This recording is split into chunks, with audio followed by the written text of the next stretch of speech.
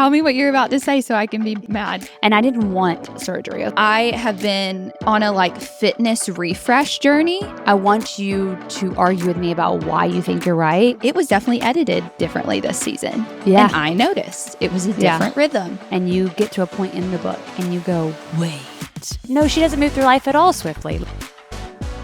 Hi, guys. Welcome to another episode of the Sisterly Podcast. How's it going? I'm Molly. I'm Meg. We're so glad you're here. Glad to be at another Wednesday with you or whenever you're listening to this. Meg and I are coming in hot as usual. Actually, I've been here in hot for an hour. I literally, it's like, it's not like, I do this I actually learned not to do this in my marriage. So I was like, I'm debating even doing it. But I feel bad in the sense that it's like, I definitely told you multiple times. Well, we were having a conversation because we pushed it last week and I was just in last week, not thinking about this week, and you were in this week. And and we both use two different calendars. I'm an Apple girl. You're a Google girl. Yeah. And Meg tried to communicate to me through Google. Yes. And also, I don't know that you noticed this, but this morning when we were on the phone with Mom, I said, okay, I'll see you today at 2 your time. I definitely just heard 2. This happens in my marriage too. And James is like, you didn't say that. And I'm like, I swear I said that. No, I get it. I totally, I literally have not given you a hard time at all. All is well. Like my day is fine.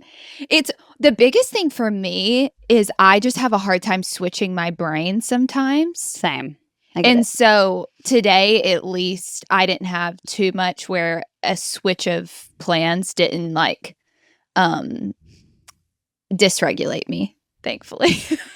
Well, it's really hard because I married a person who finds, and I mean this I actually get this, but I married a person who finds it being in a very it's a sign of respect to honor the time that you've told someone, and when you're late, it's really it's just showing that you think your time is more important. But for us over here who actually either one have time blindness, have ADHD, can't understand time management, it isn't that personal. Yeah. It's actually not me thinking my time is more important than you. It's either one, I'm actually trying and it's just I'm chronically failing at it, and I'm trying to set up all the parameters I can to not chronically fail at it, which is why today I was like, I did everything I've learned to do. No, I think you did. I think you did. That's why I was not going to give you a hard time. But my husband's more like me and you, where it's we just kind of float a little bit more. Yeah. And timing can be, I don't know. Like I said, it depends on the day and depends on if I get dysregulated. So. But. It's so hard though, because I get that. I get the mental switch, and even so, with James, there are times where I'm it made me think of this as well, where you're waiting on someone, he'll have situations where he's waiting on someone to call him and he won't do something. And I'm like, no, you don't do that. You're going to be so bitter. Go do your thing. And if they miss that window, or if they call you, either one, you don't have to answer, or be okay that you might just answer during the workout, right? Yeah. Because if you just wait around for someone, you're just going to be so frustrated. Yeah. That's so true. That is so true. Finding ways to block your day that allow you to go I used to make a list. I don't even do this anymore, but I even would talk to clients about this because this is a problem people have. I get it. Where it's what is a list you can create that when you have a window of time you weren't expecting, you can go to that list and be oh yes, I need to sign up for my new driver's license. That can take about 15 minutes. That's great. Let's do that. Yeah. Or, whatever. And then you're I didn't feel I wasted my time. Yeah. Sometimes my issue there is just having had made the list or not. 100%, right? I don't really, I have a dump list, but. Yeah. Some weeks I haven't made that list, but I noticed the Band-Aid on your wrist. Do you want to tell us what you were doing before this? I finally got my mommy's wrist fixed. Sort of, like we hope. Wait, Hold what do on. you mean? What's that face? I had mommy's wrist. It was just what he called it because when I first started working at Anthro and when I was the VMM, I was carrying hangers and like you learn that you can't just anyways, you carry hangers like this and your wrist is like a new weight that you've been doing. So he called it, he was like, it's similar to mommy's wrist, like when they have a newborn child and it's a new weight they're carrying. And I went to PT for like 2-3 months before it even was healed. So if you're about to say that it was healed because you got injected by something, I'm going to be pissed. I spent so much money on PT. So anyways, tell me what you're about to say so I can be mad. Yeah. Yeah. So they do steroid shots right into the tendon. It's like tendonitis. And for the most part, that helps the inflammation and can literally mitigate like any of the pain and any of like it potentially even coming back. Wow. I learned a lot. So like the guy I had, Precious, he like did, because I was like, is there a correlation to, moms? Or he said, basically, it's like we don't really know why it happens to some people and not to others. It is commonly seen in mothers, but other people can experience it too, like you did for carrying hangers around, right? Like it's like the way you're, I guess, holding that weight. And I also asked if there's a correlation with like having weak wrists or can I like strengthen my wrists? Is there anything like that I can do? And he was like, he just said not necessarily. And I told him I strength train, and he's like, other than that, like I don't really know what else you would do. But he said, he told me, so essentially he gave me kind of an anatomy lesson. It's the tendons are running through like a little tunnel where they meet. It's like it gets really tight.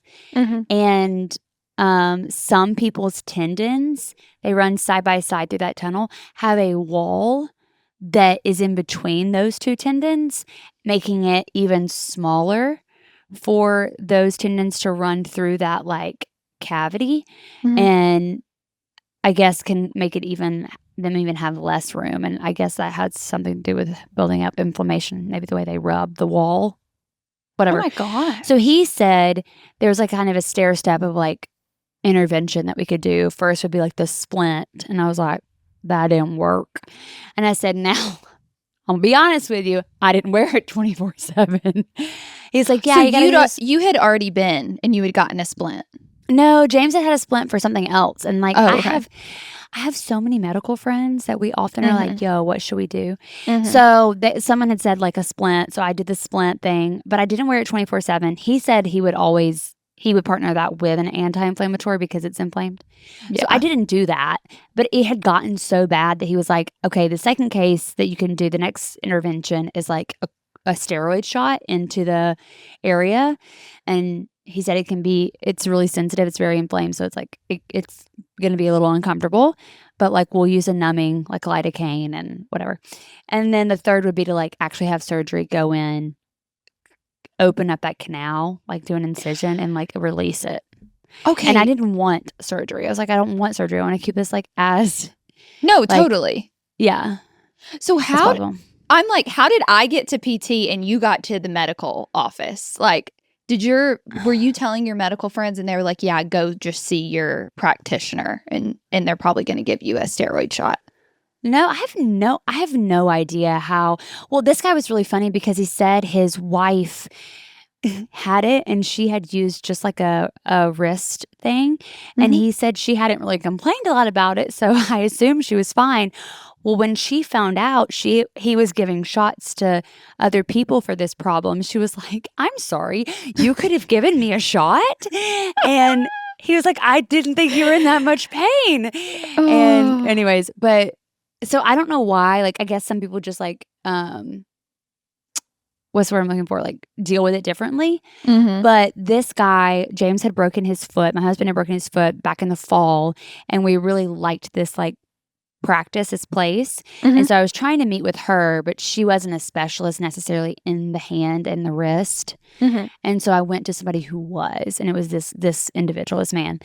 And So he did the shots, but my mobility was so bad. Like I've shown you on the podcast, like I could not Oh, do yeah. this at all Oh, with my yeah, other girl. wrist. And so it went from just being in my left to also being in my right. So he Yep. injected me on both sides. This And is I almost passed insane. out. Did I tell you that? No, I saw this on your story. Dude, I was didn't like, know. Are you like Dad? no. Are you a needles person? I think so, but I was totally Oh. fine. Like I was having a conversation with him and I was totally fine. Yeah. And like it did feel, I told James, it felt like when you go get a massage and they like hit the knot, like it's like, oh. Yeah. But then also it kind of feels good.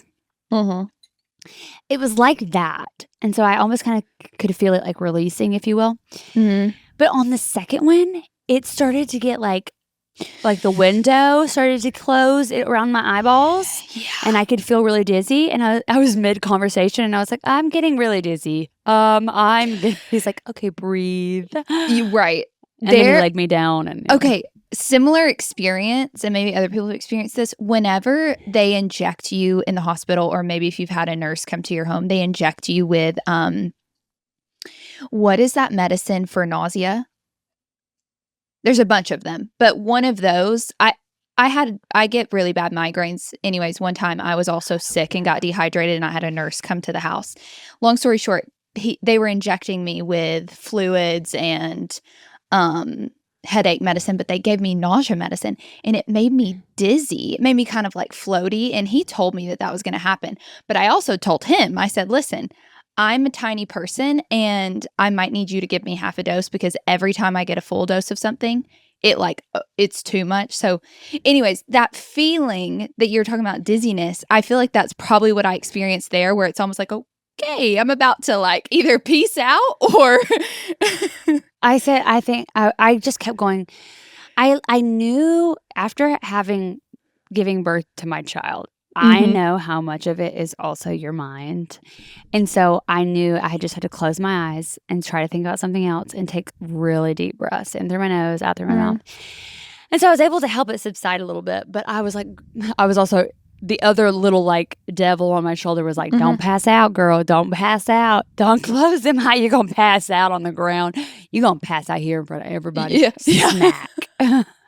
Of course, a steroid would help that. I don't know how I ended up at PT and I loved my PT person. I thought I was always going to have that pain for the rest of my life and never be able to like move my thumbs the way I can now.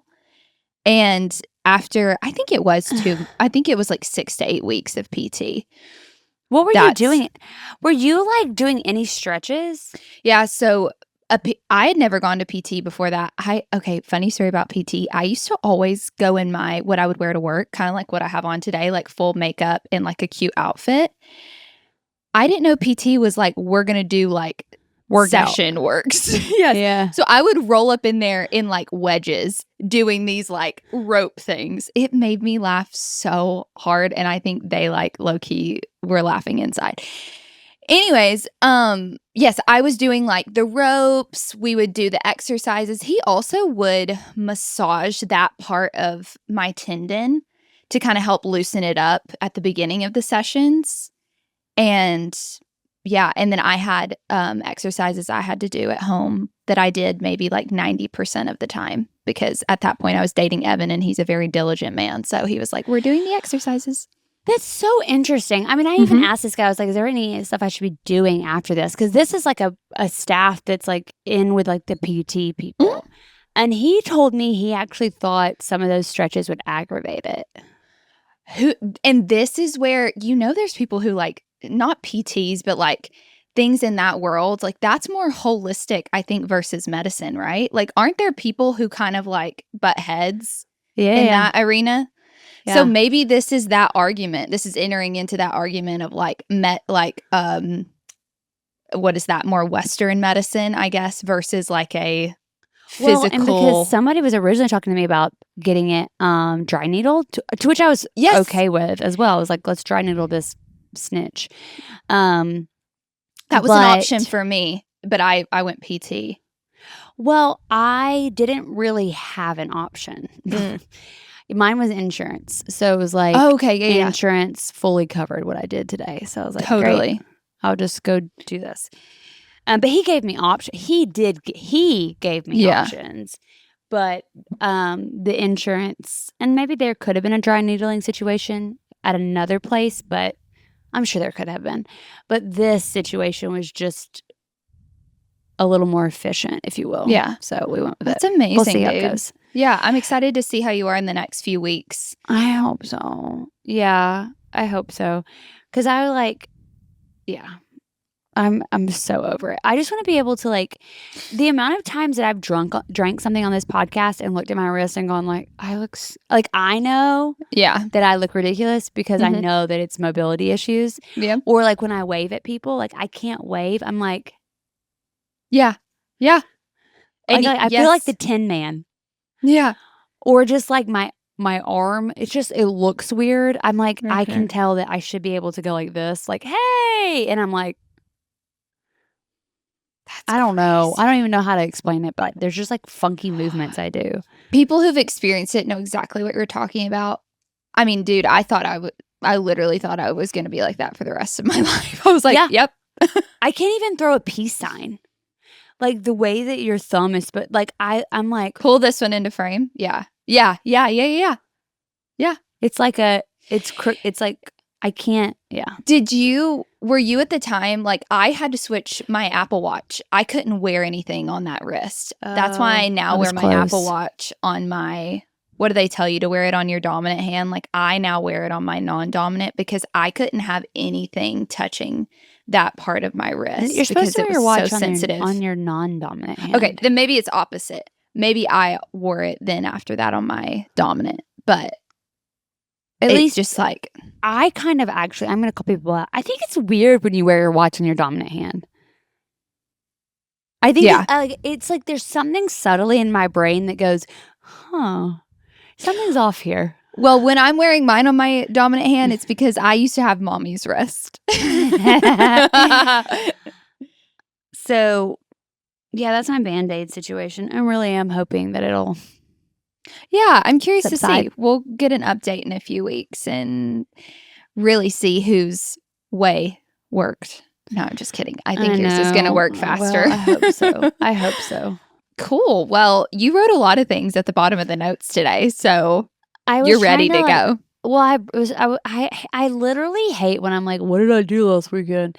And then I just started thinking, and I'm like, well, we actually this was actually good for me to realize. Oh, there's a lot of things that have been going on, and you have a lot of things that you could talk about. But how was your day? You know, Wednesdays, Meg and I were just joking about this when we both got on. Like, Wednesdays are such a fun day now because we release our podcast episodes and we also record them. Like, Wednesdays are so fun. There's something that happens though where the past few weeks, like, it'll actually be a great day, but I try to crash out. Like, I try to find something to crash out on. And that's why today when you called me about the timing, I was like, I'm not going to crash out about this. Like, you have the mental choice to not do that today, Malls. But no, today's been really good. I wrote this down as one of my things. I have been on a like fitness refresh journey. We've always been people who love fitness. Meg coaches women like always, but that doesn't mean that I've always been like, it's been my top priority. And I think I was telling Meg this the other day, like, I used Fitbod since COVID. Like, it's an app.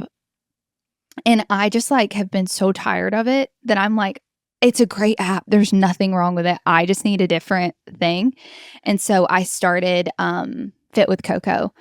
And it is so fun. I need to look her up. I feel like I actually have. Her name's Courtney. I need to look up her. I don't know what her face looks like. Her 6-week program right now she's in Maui and it's gorgeous. I'm like, yeah, I'm in Maui too. It's so good, but it kicks my butt. It kicks my butt for, 30 to 40 minutes. And she has some, this is more of her deload session, which is really good because I'm also deloading in half marathon training. So that's why I also did this one. But anyways, I've started doing it along with my weekly runs and I've been looking forward to it. I'm only like 5 days in, but I love it. I love that. I am obsessed with my girl Anna McClellan. And I, for once, actually feel so much stronger in my body than I've felt in a while, like specifically in my core. Mm. And I think I had no idea what women could go through. At least I don't think every woman's experience is the same with what I'm about to say, but you just lose so much. At least I lost so much. I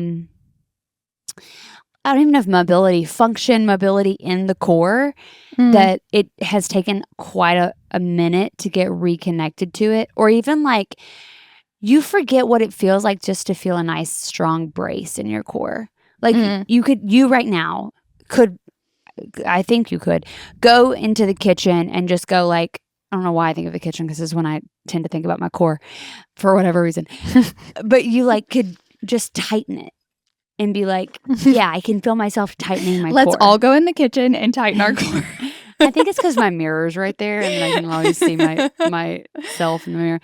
But That's funny. for a long time, there would just be a little bit of a disconnect where it's like, I can't feel that bracing. Like, why can I not feel that bracing? I have not had a baby, so I'm asking because I don't know. Like, are you saying this comes even from just having, like, being pregnant? Because you didn't have a C-section. So you didn't have, like, your abdomen cut into No, those muscles naturally separate. when So you're your pregnant. Yeah, it has to make room for the baby. So it's normal for, I think even Anna talks about like everyone has some form of diastasis recti, like because it's like the separation of your abs. Everyone Literally- who's been pregnant. yes, Yeah. and so it takes a while to bring those back together. And I still am working on that. Mhm. But I think it's the first time where I've been like, oh, I can actually like physically move my core. And is Anna like- Anna's big? I know she's big on breathing. Is she big about? Is she like pregnancy? Yeah, she's really big about like she talks a lot about just like how well, there's a lot of things she talks about, but it's a lot about like alignment, being able to like brace with your core to be able to load things and like manage pressure is the language she uses.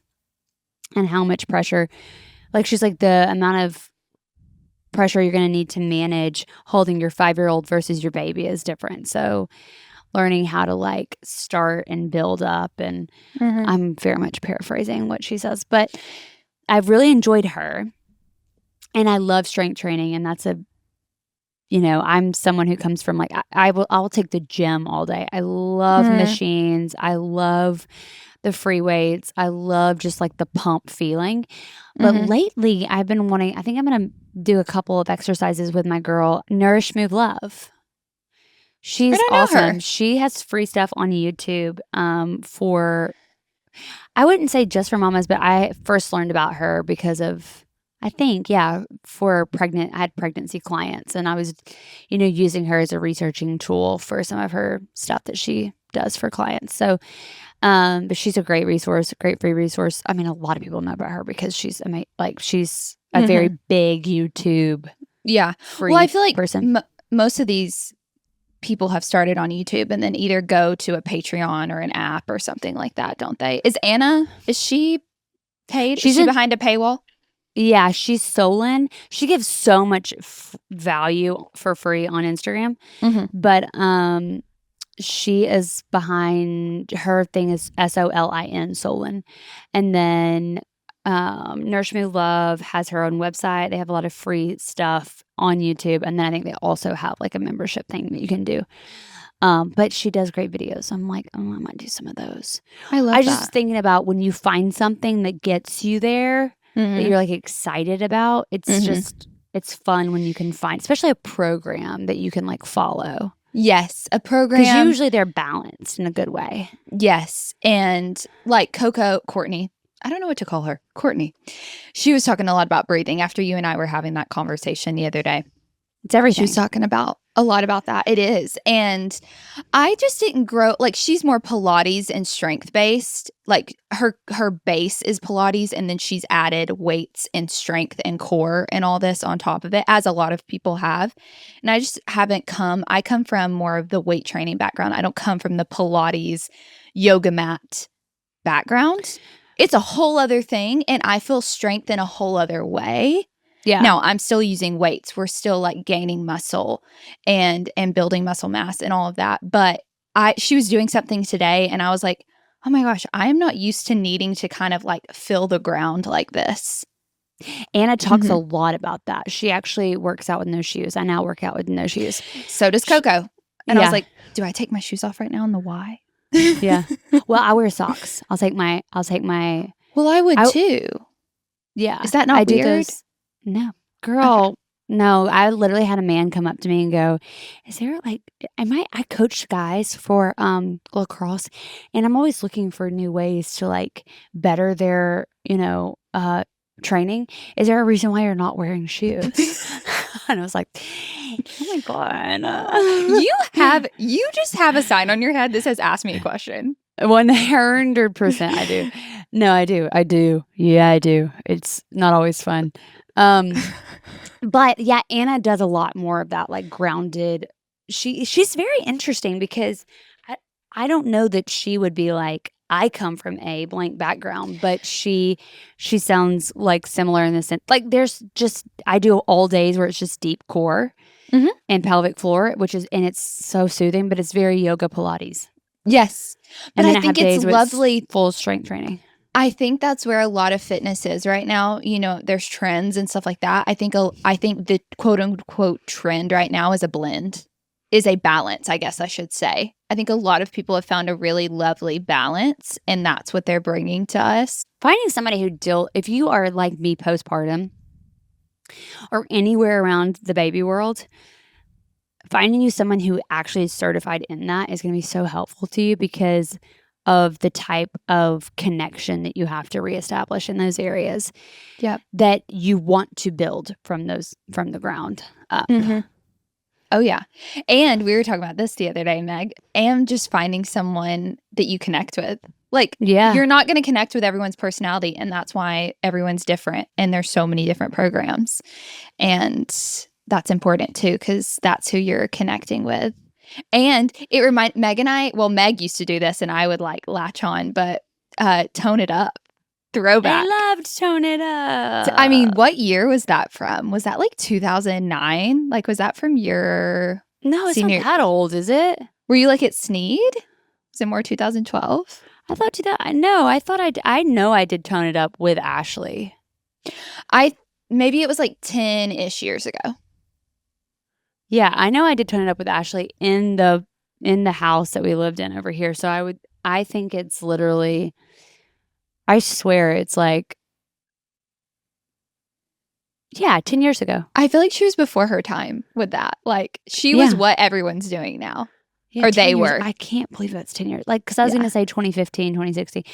I mean, 16, 17. It was right before COVID is because I remember, yeah, maybe 16 through 18, 19. I still have like their Beach Babes PDF like on my phone. I still have like a whole thing on my phone. I love them. I don't so even know much. what they're doing anymore. I think they still are, but they had like originally or like eventually had expanded to like a bunch of different creators or whatever. They had some awesome like recipes too. Because one of them was a dietitian, wasn't she? Or is a dietitian. She was certified in something, I thought, but they had really awesome recipes, I remembered. But yeah. I loved following their stuff. Yeah, it was great for a season. And I think I got really into smoothies because of them. Ashley and I make a lot of smoothies. Yes. I feel like I remember that in theirs. I do have to say this morning when I went to the gym, I was like, I don't care anymore. Clearly I care enough to not take my shoes off, but I rolled up in there with my iPad. I said, I've got to watch a video. I cannot be watching it on my phone. It is too tiny. So I literally sat up my iPad in the corner of the gym and I was like, I don't really care. As long as you're not like, I have debated, and I don't even think I will do this ever, but a comedic reel about gym etiquette. As long as you're not as long as you're not like in the way, in the sense that like you're allowed to have your own space. But the people here's what I mean by in the way. The people who go up to the rack, the weight rack, And stand there. where all the dumbbells are. And they just pick up and they don't even get far away. They just step right back and they're curling, they're shrugging, whatever. And I'm like, bruh, somebody has to walk in front of you and get weight. It's never a woman, by the way, has to walk in front of you and grab weights. And so I have a girlfriend and she said sometimes I will be just because I'm so PO'd, I will go right in front of them and try to get a weight just because I want them to realize they are literally causing problems. She's like, even though I don't need the weight. No, it is. That's so fun. It's especially usually if like you're a 56-year-old man. in every gym. Yeah. Why is it always them? They always do like one rep, It's so obnoxious. which I get it. Like everyone should be able to go in the gym and like it's some people's first times. Like we're all trying to figure it out. But If it is your first, I was going to make a podcast for women all about like first time in the gym. Like, let's talk about it. Because I want you to feel like excited to go in there. But like, there's no queen's going to do that. Like, she's just not. She's too respectful. She's too like, I'm aware other people, I need to, yes, own the space, but not like, we're all sharing a gym. Yes. It's not our own personal gym. I was looking, it was like 5 women today and me, and everyone had their just perfect little area. And I was like, and that's how we do it. Of course. And there was one man. Sorry, let's add him in there. So. Listen, it's not all men. It's just always a man. If you have not watched any of Meg's like mom reels, they're so funny. And that's so kind. But it just shows, it's just showing how good of a script writer you are because your flow, and I messaged you this, but I want to say it out loud to other people. Whenever you were negotiating how many days, I thought that was genius because at least for me, like my period is not always like sometimes she comes for 3 days. Sometimes she's like, let me stay an extra 5. Or something like that. So I just thought that was so relatable and genius. Oh, thank you. It's so funny because I had that idea and I have learned to immediately write them down. Mm-hmm. But then when I gave myself space to actually kind of write out the script, I realized early on if I don't write out the script, I will take way too much time shooting and it helps me to shoot. Totally. Although I missed a line and when I edited and 24 hours later, I was like, no, I missed a line because there's cadences to comedy and I missed a beat. It's okay. I think it still plays, but there's a third beat in there that would have been better, but it's fine. Anyways, as I was writing it out, that joke came to me at the very end. And you and I had talked about this and nobody asked, but here it is. When you're trying to ask for advice about your comedy, your real, my husband is so funny and I asked him for advice, but he did not get that bit and he did not think it was funny. And I literally argued with him. He was like, why are you ask for my opinion? I'm like, this is my fatal flaw is I want you to argue with me about why you think you're right because I need to understand if you're actually right. I need there to be a evidence. Yeah. Anyways, he was like, I guess I just don't understand the humor of females' periods. And I was like, yeah, it's typically 7 days. It is and isn't, right? But for some women, it could, I guess. Correct. Some women, it could be 3. And he was like, oh, okay. I didn't know that. So I didn't think that was funny. Whereas all the women who've watched it are like, that's hilarious. But I'm like, I'm so glad I left that joke in because James did not think it was funny, but he didn't get it. And it's just amazing that we're talking about this because I was going to bring this up with you. Amy Poehler's podcast, Good Hang. She had Will Ferrell on this week. He has a new Netflix show. You have to. I love him. I've always loved Will Ferrell. We grew up he's our comedy person, one of them at least. And they were talking about that in comedy. You just had to go with your gut on things. Yeah. That's just comedy. There's going to be a group of people who are going to find that hilarious and there's going to be people who don't. Yeah. But you have to go. You have to do it. Tim Robinson is a great example. He was, I think he did write on SNL. Okay, I might be paraphrasing this story, but James knows it better than me. I think essentially his sketches weren't getting chosen as much, his Mm. writing, but he ended up creating his own show. And now his he has a very big following of people who enjoy his writing. But Mhm. his whole shtick that's like Tim Robinson-esque is that he takes a joke and then he goes way further with it than you would normally go. And you're like, wait, this started off being about a guy's night, and now it's turned into how much a guy loves his wife and the wife supports him in his like theater audition. Yeah. It's like you don't see it coming. Anyways, but that's the kind of like comedy James likes. Well, the first time I watched it, I was like, I don't get this. I love it now. But that's like the thing about comedy is it doesn't appeal to everyone. You have your different types of comedy for all different types of people. Like some people prefer this type of comedy over this type of comedy or whatever. Yes. And So I'm glad I honestly, stuck with my no, me too. And that's why we need so many different kinds of comedians, because Yeah. it's going to speak to someone. And yeah, you have to watch the Will Ferrell and her. are just, I love them so much. And that's just a great love podcast. her. Will Ferrell always sticks to his bits too, and that's what I love about him Mhm. is like he's not afraid to, be ridiculous in public. Yes. And he talks about that with her because I didn't realize how close of friends they are. And you I don't can think I did see it either. come out and they talk about it. I think they have some connection between like Amy's brother lives in Sweden and Will's wife is Swedish. So I think they're closer than most realize, like behind closed doors. And they talk a lot about that. And Amy brings that up of just like you talking about SNL, which like I was too young to really be watching their season together, but I Mhm. know some of their skits because they've held up so well. He's so good. Him and Molly Shannon can do anything. He talks about Molly a lot in I it, love and her so much. she just got her star on the Walk of Fame. Did she? Oh, we love her so much. We just quote her all the time in his house. From one of James's favorite movies is Wet Hot American Summer. I've never seen that.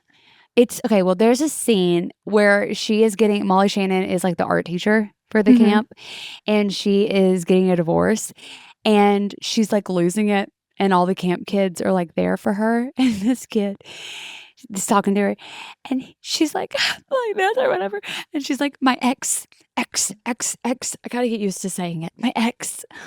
I love her. And then Superstar, she would always like. Oh my That's gosh, something- yes. So many people quote that one. One more. This one's Okay, tell absolutely me. worth it. It's the one with Will Ferrell and her had this bit where they are parade. SNL. Well, it started on SNL, but then they started doing it. I think they started on SNL. They started doing like actual like. I think they actually went and did a parade. Oh my god! Now I'm screwing all this up. Molly, it's called Court and Tish. There it is. Court and Tish. This is bringing up a memory. I know exactly what you're talking about.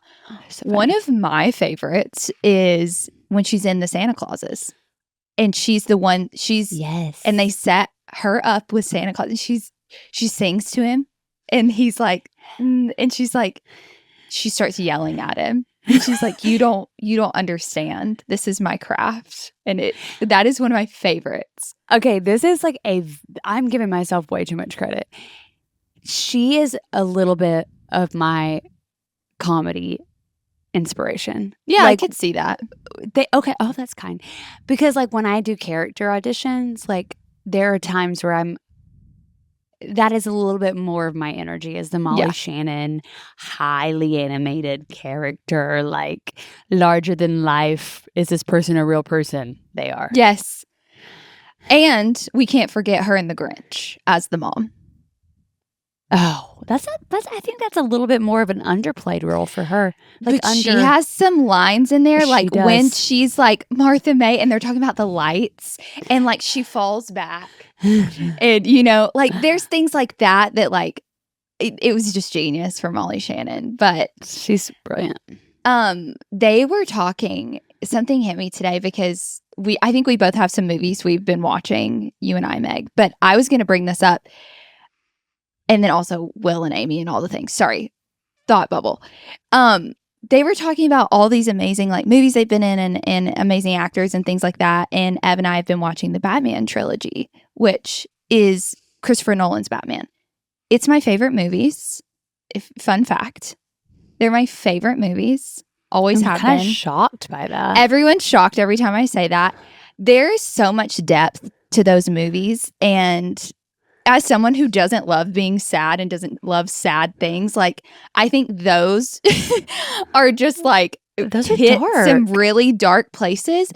But Bruce is always trying to like help and like find redemption and like find like These are realize like the newer that he's Batmans, loved. right? Yes. I also just love Batman. I think I love the idea of that character, but Christopher Nolan just dove deeper into those characters.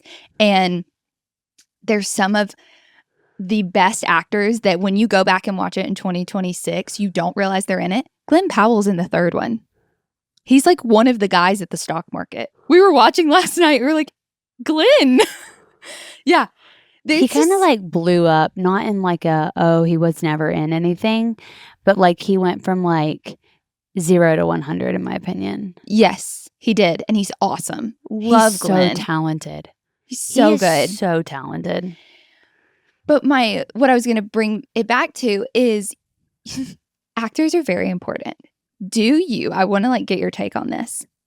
An acting scene could be like, you could have a like action, have an awesome scene cut, but if it's not edited well, it's not going to read well. Do you agree with this? Yeah, I mean, your editor is a big part of. Well, yes and no. Okay, yes and no, in the sense that like editing is a big part of it, especially when you're playing to a camera through the lens, like playing to an audience through the lens through the camera. Mhm. Wow. But yes, I think the editing is a big part of that because it plays with the cadence of what's going on. But I also am like, when you're trained theatrically, when you're trained on the stage, you should also know how to carry a beat too within the scene. Totally. And like know Totally. the tone. I say that loosely, like it just depends. But like you should. I mean,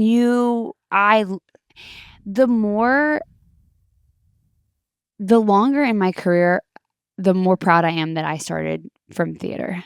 Yes, I get that. Because I think there's such a grounded nature to the craft as far as like the piece as a whole, the story you're telling, where you play in it, well, characters, all what that. this comes from is we do a lot of editing these days, like with all the things we make, and like editing is everything. I could have the most perfect Yes. shot, but editing is everything. And when I was sitting there watching that podcast this morning and they were talking, Will had made a comment. He was like, we had done this movie and we were like, after the director yelled cut, like we were like, yeah, that was funny, but it's probably not going to end up being anything. But after editing, it was something. And it just dawned on me like how important editing is, as well as having a great actor or actress on screen and director. Well, I think it also depends, like with comedy, like so me editing my bits, Mhm. timing. Comedy has a rhythm. Mm-hmm. Ba-da-ba-da-da. It's like ba-ba, ba-ba, ba-ba, ta, ba-ba. It's like it's in like threes. It's like boom, boom, boom, boom, boom, boom. Deliver, like set up the joke, punch, set up the joke. It's like there's a triplet to it, if you will. So it has like a rhythm. Mhm. And so when you edit, you want to catch those rhythms. Yes. And so I will literally edit and I'll go da-da, da-da, oh, cut right there, punch. Like that's how I try to get the joke well. Well, and I feel like I'm like, let's give all the credit to the editors. No, I just think I'm realizing more Editing is a big deal. behind the scenes, like the people we don't see at the award shows. Like I'm sure they give out awards to editors. They're just not the ones that are aired. But the point is like like with DCC, like it was definitely edited differently this season. Yeah. And I noticed it was a different rhythm. So it just is fun to realize those things as like a lover of entertainment. I think I had a moment too when maybe it was my first movie and I like just totally understood how it took an entire team to make something look good. Like you need a good lighting, like gaffer, like somebody who lights well. You need like sound. If your sound's off, like everything, costumes, makeup, everything works together to really bring something together. But specifically editing, especially like I was gonna say, especially like these big movies, but like it's everything. Like they can change the tone of the movie. What movies have y'all been watching? Well, people have been talking a lot about Sheep Detectives. We haven't finished it. But Sheep Detectives. Sheep Detectives is on Prime. It's supposedly like hitting on really big themes and it's really sweet. I haven't finished it yet. But we watched Project Hail Mary. I had read the book. I actually, for once, felt pretty hip. I'd read the book, and the book is so good. Look at you. I know. Sometimes I am hip. But the movie, Ryan Gosling, like big claps, Right? kudos. He like took that and made it so delicious. The book was delicious, but I think one of the best adaptations for someone who always says, "Don't judge. They're two different works of art. The book and the movie shouldn't be compared, blah, blah, blah." I think he took everything and he like injected the juicy parts of the book and splashed. He did it so well. To me, I didn't even know it was a book, but yes. We saw it. Did you watch it at home? I always love knowing whether people did home or movies. There was no movie theater watching with pregnancy and any of that. And totally. Blah, blah. I think it would have been a wonderful one to have done in theater. We didn't. I don't know though. It's one of those that is a very sweet, intimate, like it's a friendship intimate that would also be cozy at home. Like I think there are times when you should see movies at the movie theaters because it's going to be a different experience. Example, Batman. In the third one, there is something that happens at the end that you don't know the outcome. And I remember we saw it opening weekend and everyone in there, like everyone's breath was just like, and then when you see the resolution and the outcome, everyone together takes a deep breath. And so for movies like that, which there are parts like that I guess happen in Project Hail Mary, but that's just my example of like, there are certain movies I'm like, you got to see that at the theater. Like Odyssey's coming out this weekend. Evan, I really want to experience it at the theater. I love that the theater is having a comeuppance, a comeback. I think Project Hail Mary was one that people were like, I loved seeing that with people. Yeah, did we see it with a bunch of people? It's also different when you're like the only people in the theater. Well, let me tell you, in the book, and this is not going to be a spoiler, okay? Because I don't want to spoil this for people. Maybe it'll be a semi-spoiler, but I'm not going to say anything. I'm just going to tell you the feeling. When you're reading the book and you get to a point in the book and you go, wait, what? It was so delicious. I thought they did. I will say, maybe it's because I knew it was coming. I didn't find it to be as like grabbed my stomach as it did as I was reading it. Because I think when you're reading it, it happens like it feels like halfway through the book, and all of a sudden it feels like the book becomes about something more than what you thought it was going to be about. Oh, interesting. And you're like, it's one of my favorite reveals. It's like Game of Thrones. Sorry, spoiler. It's like when you get to a place where you thought it was about all these wars between these families, and then you go, oh shoot, no, there's like a Walking Dead happening. That's really what this show's about. And that reveal, like the veil behind the veil, is what I felt like in the book with Project Hail Mary. I was like, oh. Do you know, when you read a book first, you create your own world about it. Yes. And the way that they created, what's the sweet little alien's name? You're not. Oh, I didn't think we were doing spoilers. Sorry. This is not spoiling. We all know there's an alien. You see it in the trailer. What I'm getting at. When you read the book, you don't. Really? You don't. Okay, well, they So spoiled that in the trailer.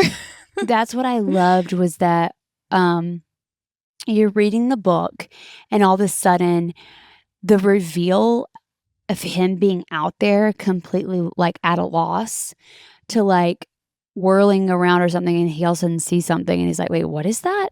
And the way that he discovers there's other life in the universe in the book was the coolest thing. Oh, because you were I like, love that.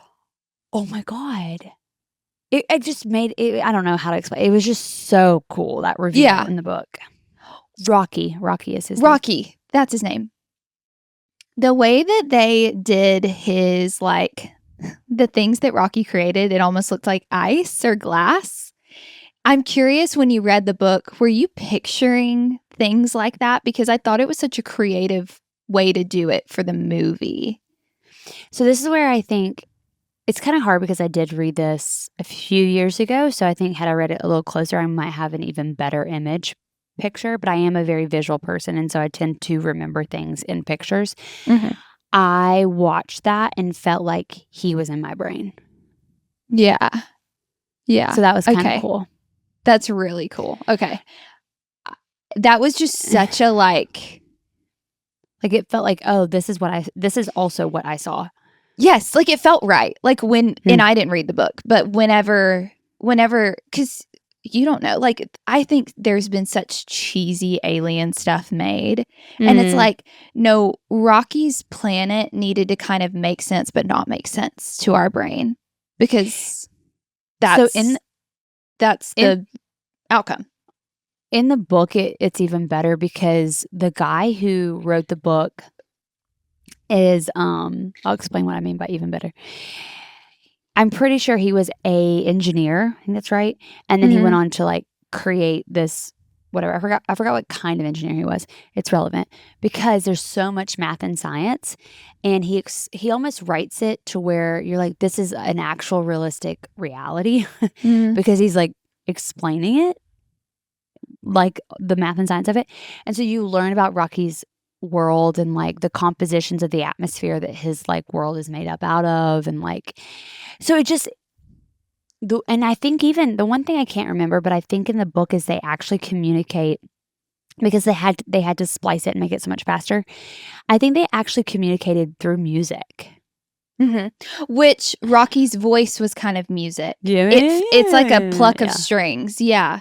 Which again, I thought that was very interesting to do. But if that's how the book was, then that makes more sense too. Like interesting in a good way. Like I think they appreciated had to figure out.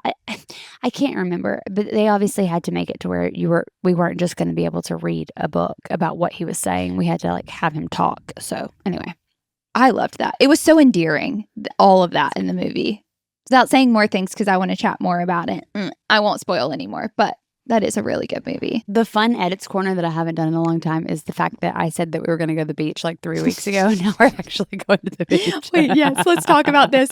Y'all, I've been asking Meg for the past like 3 weeks, oh, you going to the beach? You going to the beach? She's like, I'm sorry. I said that like 3 weeks too soon. That's my fault. So I'm very excited because I get to do 2 things that I love to do, which is fly and travel and go to the beach. That's actually 3, but you know what I mean. And so right now I'm trying to pack. I'm like giving myself a whole different like life this week where I'm like, I get to pack. I get to get a coffee and pack. I get to like. When you said on the phone this morning that you were packing, I was like, that's my girl. Yes, we're pack 2 days packing. ahead. We come from parents who pack the morning of. No. I am about to make this the best experience. I can't tell you how much of a high I get going to the airport. I got a travel stroller. I cannot wait to like wacha out, because that's literally what you do is you like to get it to open. I'm wearing that baby on me like it ain't nobody's business. You sent the reel of like me and my husband have 2 different styles going to the airport. Like I'm about to look like that. Catch me getting a matcha. Like I'm about to live my best life. Listen, Meg and I are built the same. Clearly, we're sisters, but we get highs not off the all airport. I know, sisters. not no, but we are. And my husband loves to get there just right before we need to like do things. And I'm like, oh no. We're getting there plenty of hours before because I plan to at least have 2 meals there. I want to have a drink and something to eat on. And then like while we're sitting there, I'm probably gonna want a snack. And like I'm gonna want to float around and like probably end up buying a magazine that's like $2,000. Why are magazines so expensive? But I want one. Yeah. Literally, that's me in an airport. There's these girls, these sisters. They're called Casey Double Take. They're like, we're moms, we're 30s, we're cute, we have fashion, whatever. They are cute and they're whatever. They are cute. They're all those things. Anyways, and they traveled, and I sent Molly this reel. I was like, oh, I want this to be us one day. Because I think we would travel well together. Oh, I think we as would long too. as we were not crashing out when we got there. No, totally. But like, catch me getting there and being like, I need a wine. I have this girlfriend I love so much, and we would travel together. And she, well, partially because she would get extreme anxiety about flying, but she loved getting to the airport super early. Yes. And like, non-negotiable was always to have a drink before she flew, no matter what time of day it was. And we just had the best time. Like, it was always so fun. Do you move through an airport swiftly? Like, this is different than what we're talking about, but I have a story behind this. No, like I want it to be, and like I don't. My husband would say, no, she doesn't move through life at all swiftly. Like I like to peruse. I like to. Okay, so I also get high off the airport, and I love to peruse. But after living in England and doing that back and forth by myself 5 or 6 times, I had to always kind of be on the ball and know when flights were delayed, where my gate change was at, where the food is at. I was flying to all these different airports sometimes. That when Evan and I traveled together for our honeymoon, I was like, he was like a child, and I was like a mom, and I was like, okay, get that, go over there, do this, ha. And I was like, oh, I'm so annoying, but it's just how I float through airports. But I'm curious if part of it is this, and here's where I'm going. I'm curious if it's like, you know how we talked about like you have to be what is needed in the room. Mm-hmm. I don't know if you do this, but I do this. I wonder if because your husband was going to be like, yeah, we get I don't know his subtext, right? But like, it's all good, whatever. That like there needed to be somebody in the relationship who was like, it's not all good. There was this reel the other day, and it was like, Jessie James Decker, if anyone follows her and her husband, who's like an ex pro football player. Anyways, it was a reel they did together, and it was like, they're at the airport, and the text on the screen was something like, this is me so that my wife can just not have any brain cells at the airport. And I was like, we could never be more different.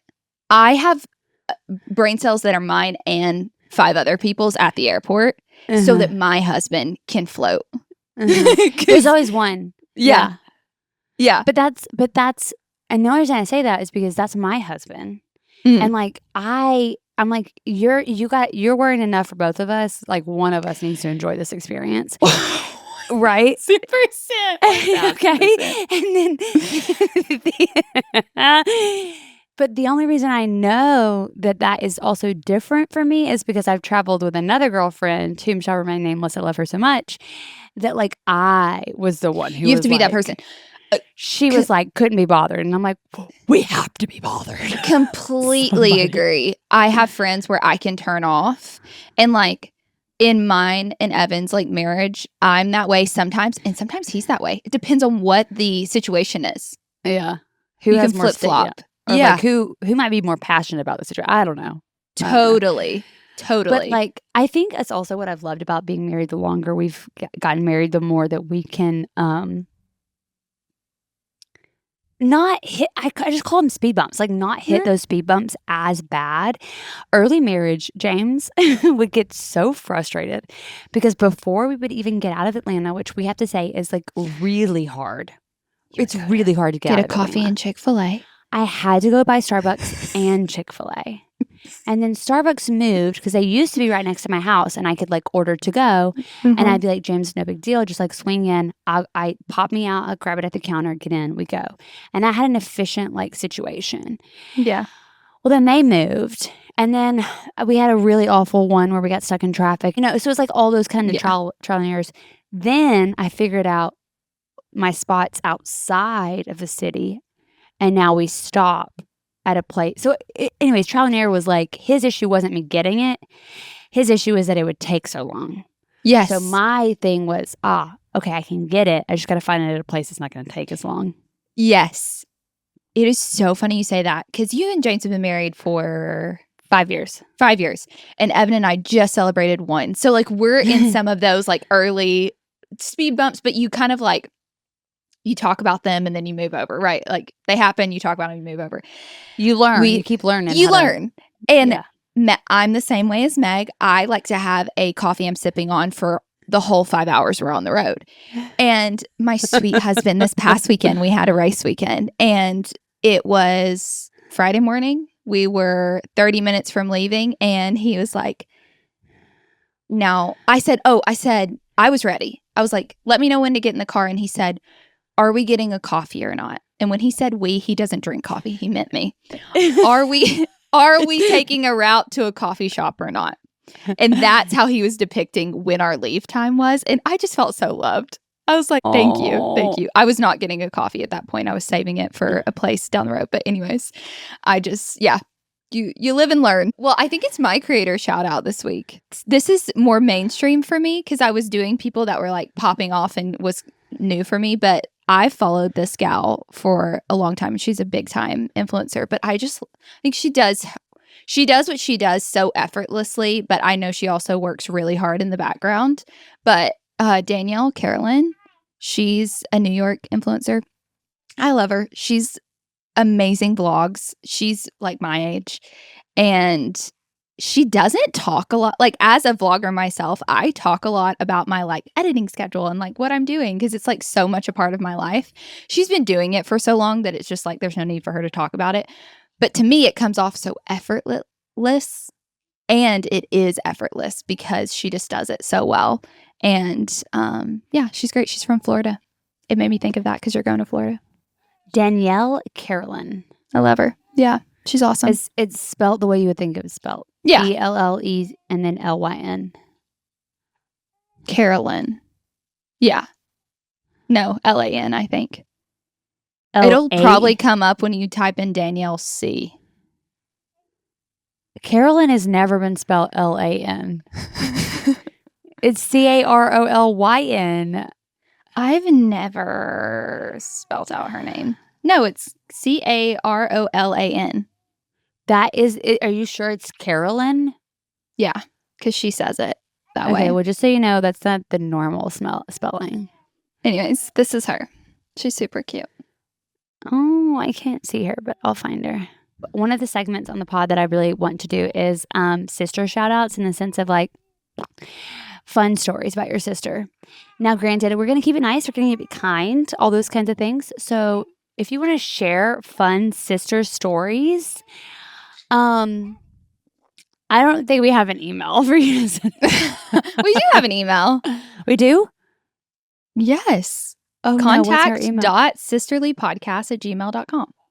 Oh my gosh. Okay. So hit us up there. Anything fun that you want to share about your sister, sweet, funny, we'll take it. But I don't want any of those like nasty ones where like my sister's a snitch and I hate her. We don't want any of that. Listen, but sisters more than anyone else can go from arguing to deep love in a matter of seconds. Oh yeah, it can be in good fun, but I'm not talking about like actually nasty.